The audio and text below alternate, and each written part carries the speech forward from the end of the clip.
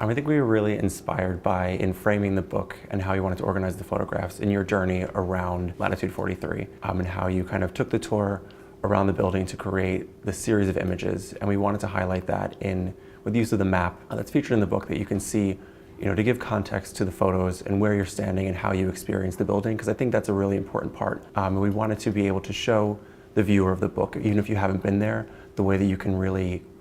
take in this entire experience and really get a feel of what it's like to be inside of Latitude 43. I do really like the simplicity you applied to this book, because I wanted to have some text. I didn't want the book to be a textbook, but I wanted to have some very important pieces in there that would describe the concept of the architecture and the history of the. But then I wanted people to really go to the photographs and take a tour through the building. And I think that comes across very well. The other feature which I really much like is the three words that always describe the photograph in the context of a cruise ship, which provides another sense of where you are and what it is. But it's simple,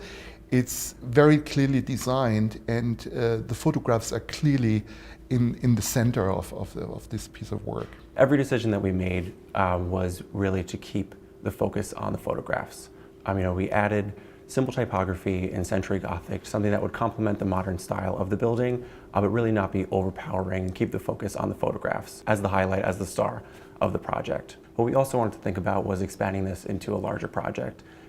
for you, so that we'd be able to adapt these books and create a series of books based on future projects that you might have. Yeah, and I think that's a really good concept, because I'm indeed working on new black and white series where I try to